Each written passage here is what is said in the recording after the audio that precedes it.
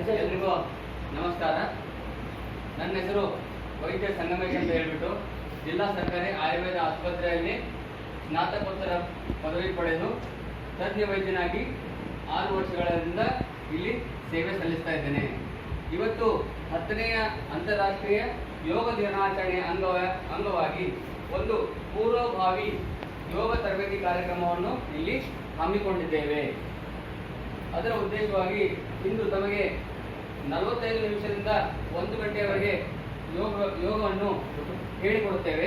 ಚತುರ್ವಿಧ ಸದಾತುರ ಅಂತ ಹೇಳ್ತಾರೆ. ಸದಾ ಆತುರ, ಯಾವಾಗಲೂ ರೋಗಿಯಾಗಿರ್ತಾರೆ. ಚತುರ್ವಿಧ 4 ಜನ ಯಾರಪ್ಪ ಅಂತಂದ್ರೆ ಆಯುರ್ವೇದ ಹೇಳ್ತದೆ ಚತುರ್ವಿಧಾನ ಸದಾತುರಾನ.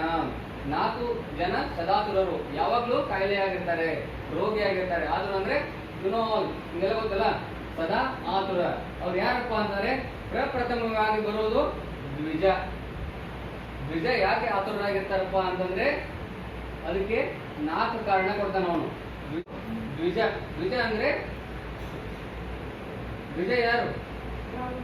ಬ್ರಾಹ್ಮಣ, ಕರೆಕ್ಟ್. ಅದರಲ್ಲಿ ಸದಾತುರ ಬ್ರಾಹ್ಮಣ ಯಾಕೆ ಆಗಿರ್ತಾರಪ್ಪ ಅಂತಂದ್ರೆ ಅದಕ್ಕೆ 4 ಕಾರಣ ಕೊಡ್ತಾನ ಅವನು. ಮೊದಲನೇ ಕಾರಣ ಅಕಾಲ ಭೋಜನ.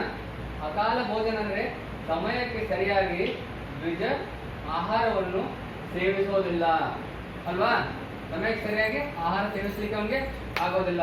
2ನೇ ಕಾರಣ ಏನಪ್ಪಾ ಅಂತಂದ್ರೆ ಅಹಿತ ವಿಹಾರ.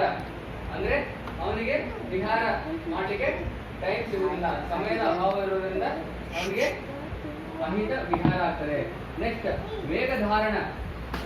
ವೇಗಧಾರಣ ಅಂದ್ರೆ ಗೊತ್ತಾಯ್ತಲ್ಲ, ಈಗ ಮಲ ಮೂತ್ರ ಎಲ್ಲ ಏನ್ ಮಾಡ್ಬೇಕಾಗ್ತದೆ, ಯಾಕೆಲ್ಲ ಯಜ್ಞೆ ಮಾಡ್ಬೇಕಾದ್ರೆ ಕಡೆ ಹಿಡಿಬೇಕಾಗ್ತದೆ. ಸಾಂಖ್ಯ ಯೋಗ ಶ್ಲೋಕ ನಂಬರ್ 4. ಪರ್ವತಾಸನ, ಚಿನ್ಮುದ್ರಾ, ಹೆಬ್ಬೆರಳು ಮತ್ತೆ ತೋರು ಬೆರಳನ್ನ ಯೂನಿಟ್ ಮಾಡಿ 3 ಬೆರಳು ನೇರವಾಗಿ ಇಟ್ಕೊಂಡು ಕಣ್ಣನ್ನು ಮುಚ್ಚಿ. ಇದು ಊಟ ಆದ ನಂತರ ಸಹ ನೀವು ಮಾಡುವಂತ ಏಕೈಕ ಆಸನ. ಇದು ನೋಡ್ಸೋದು